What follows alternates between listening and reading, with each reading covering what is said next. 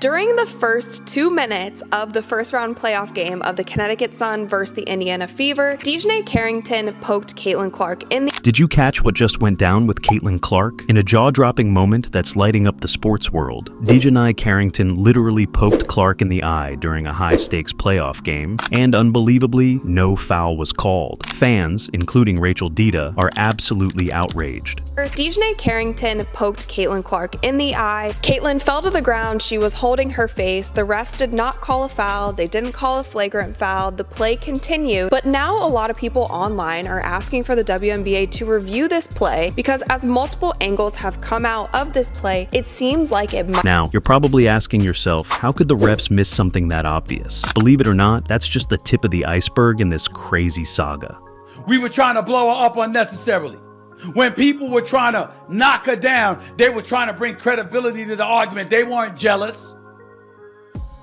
The reality is that we got a lot of players, a lot of these wonderful ladies who bust their tail. And it all happened within the first 2 minutes of the intense matchup between the Connecticut Sun and Indiana Fever. The crowd was electric, but no one saw this coming. As Clark made a strong drive to the basket, she suddenly pulled back in pain. Carrington's finger had somehow ended up in Clark's eye. Unbelievable, right? And yet, the refs completely missed it. If you're enjoying this and finding value in the content, take a moment to subscribe. It only takes a second, but it makes a world of difference in helping us continue to bring you more of what you love. Best of 3. So Wednesday, if the Indiana Fever do not win, it could be their last game of the year. So let's check out the original angle of this play. You can see Caitlin comes off a screen here. She dribbles back to her right hand, and then she's going for the pass to Aaliyah Boston when Dijonai jumps up, seemingly looking to try to steal the ball, and then hits her in the face.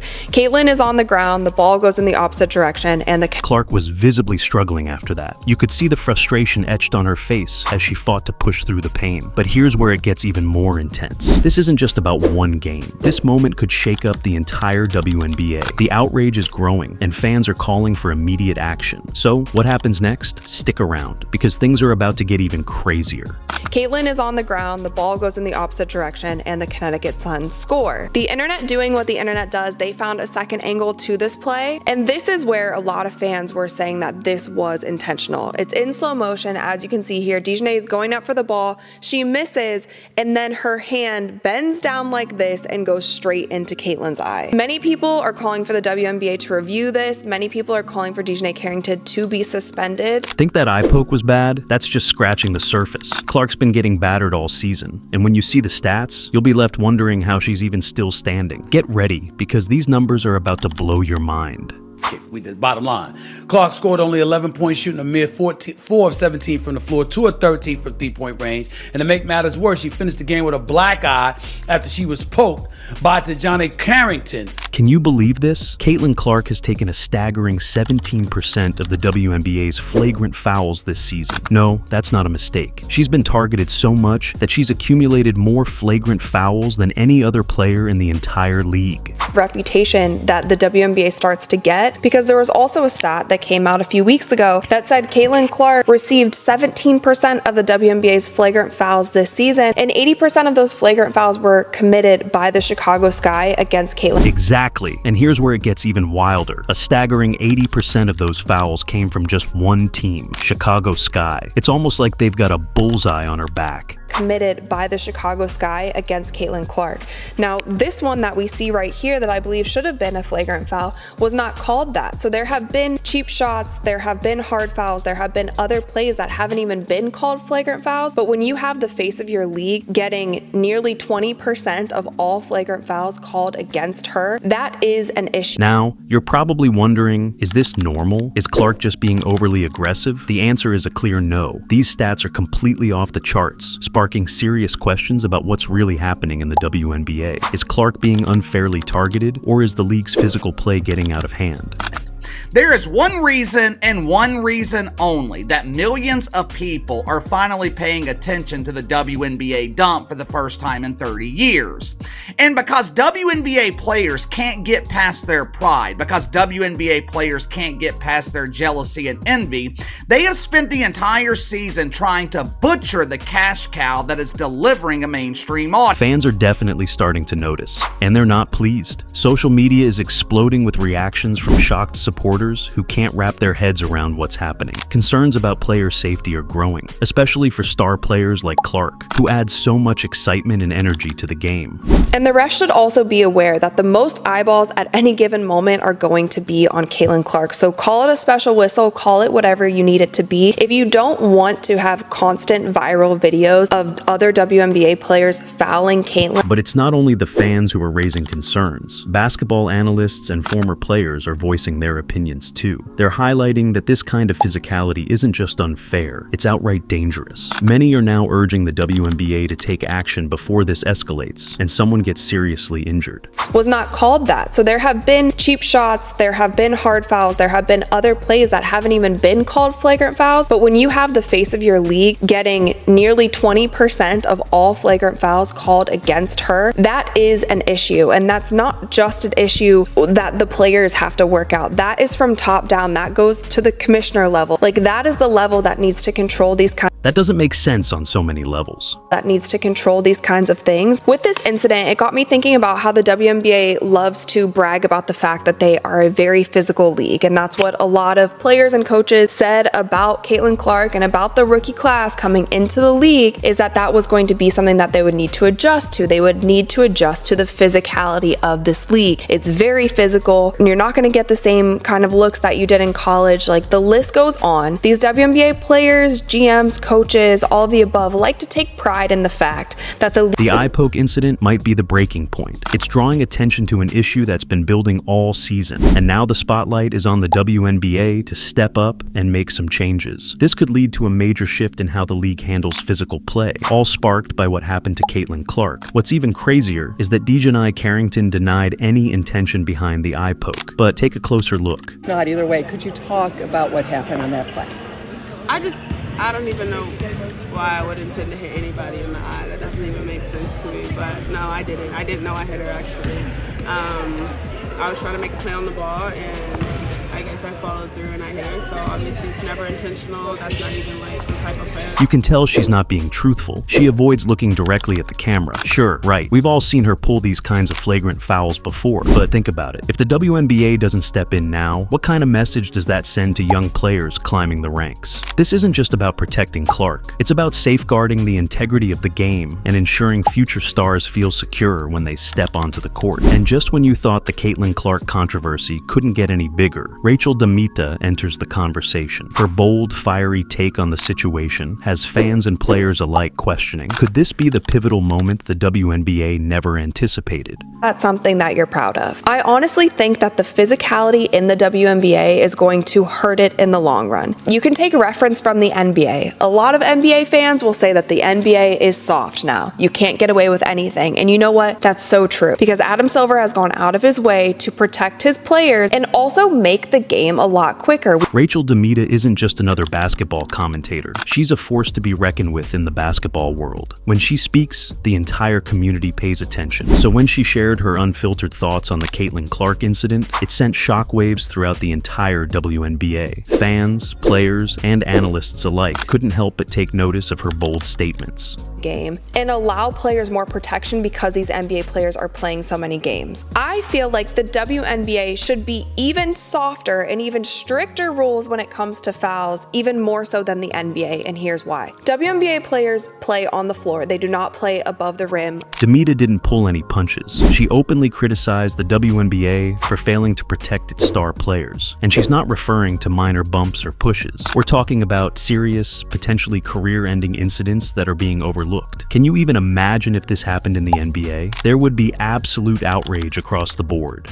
Last thing, you guys, and it might be controversial, but there has been a lot of talk about a special whistle that certain players in the WNBA get and some players don't. But I think that this is something, again, that we can compare to the NBA. Superstars are going to get a special whistle, and they should get a special whistle. Do you know why? Because at the end of the day, it's not just the sport, it's the entertainment of the sport. But here's where DeMita's take becomes seems truly fascinating. She proposed an idea that could revolutionize the game, a special whistle for elite players like Caitlin Clark. This concept is already in play in the NBA, giving extra protection to top-tier athletes, and DeMita believes it's time for the WNBA to follow suit. But is this really the solution, or could it potentially open the door to even more controversy? Would it create an unfair playing field, or is it the kind of change that could protect the future stars of the league? So than the NBA, and here's why. WNBA players play on the floor. They do not play above the rim like in the NBA. What is exciting about the women's game? It's exciting when the game is quick, the ball is moved around, players are shooting from well behind the arc. You guys correct me if I'm wrong. Is it exciting to see players battling in the post, fouling and bully ball, and excessive physicality in the game? To me, isn't as exciting to. The statistics DeMita highlighted are nothing short of shocking.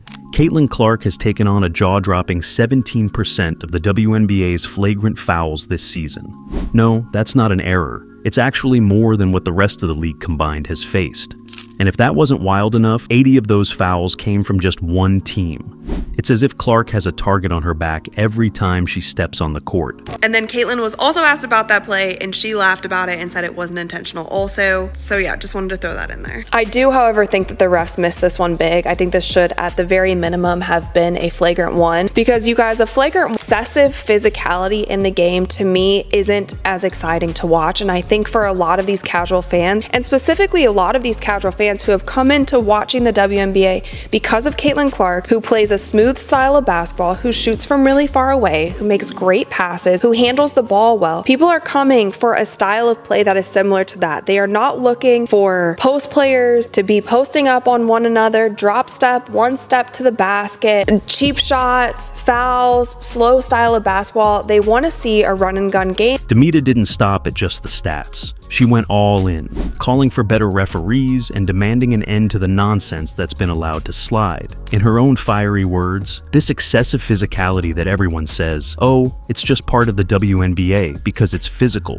Get better refs and stop letting people get away with B.S. quote. It's a bold, unapologetic statement, but could it be exactly what the league needs to hear right now? People want to see, they want to see high-scoring games. They want to see the ball moving. And if you crack down on some of these cheap fouls right here, the ones where there's no basketball play, like, I don't know yet if I've seen a player be suspended this season. The response to DeMita's comments has been nothing short of explosive. Fans are rallying behind her, demanding that the WNBA take action immediately. They're calling for fines, suspensions, and a complete rework of how physicality is managed in the league. This isn't just about protecting Clark anymore. It's about safeguarding the integrity of the entire sport and ensuring that all players are treated fairly. Do you guys remember when Draymond was kicking people in the nuts and doing all of these different things during his season? He got suspended swiftly, and that was to set an example for other players. Not everyone is backing Dita's proposals, though. Some believe that introducing a special whistle for star players could give them an unfair advantage,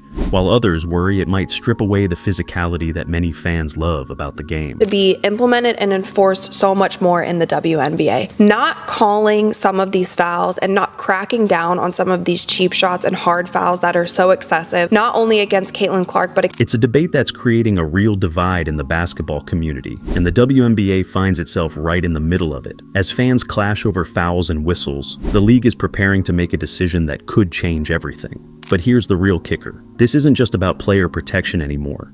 It's about the very survival of the WNBA. Their next move could completely redefine the future of women's basketball. Compilations of them online. Not cracking down on these are going to turn people off to watching the WNBA, and it's not going to allow the league to grow and people to be more excited in players other than Caitlin Clark. People want to see a fast-paced, high-scoring, long-range shooting game from. Think about this. The WNBA's popularity is soaring. Opening weekend games saw a jaw-dropping 143% spike in viewership. That's massive. But with this surge in success comes an even greater responsibility.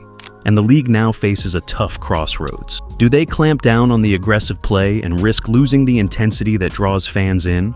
Or do they let it continue and put their star players' safety on the line? Some of the ladies, not all, but some of the ladies in the WNBA are missing the point.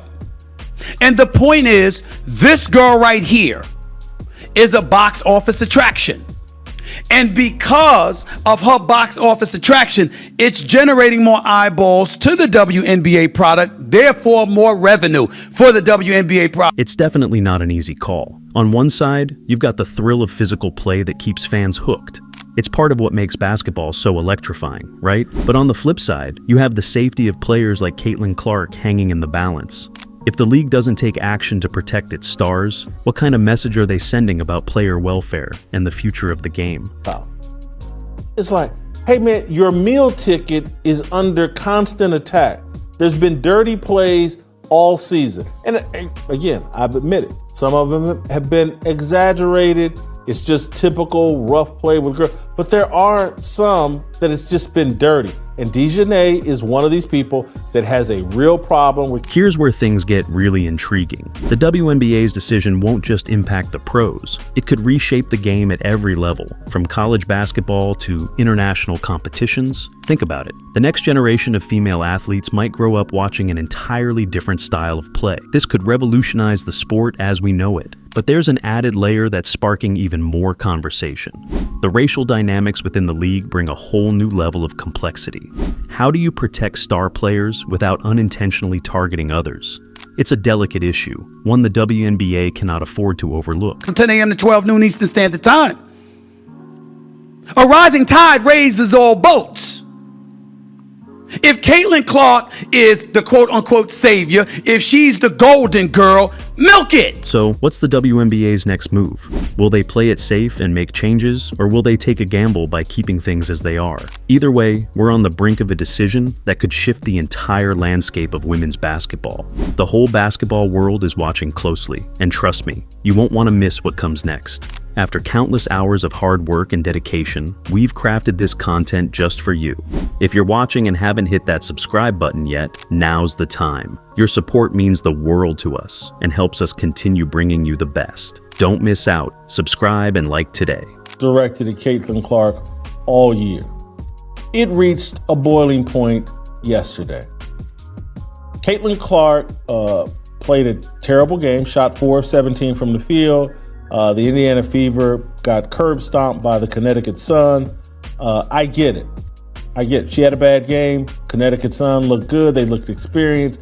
They brought a level of intensity and physicality that the Fever weren't ready for. So, what's next for Caitlin Clark and the WNBA? This eye poke incident isn't just about one player or one game. It's causing ripples throughout the entire league and could reshape the future of women's basketball. Clark's performance suffered after that foul. Her scoring plummeted from an impressive 20 points per game to just 11. For a star player like her, that's a significant drop. Now, the WNBA faces a critical decision. How will they address aggressive play while ensuring the safety of their players? These ladies, and I'm a WNBA fan.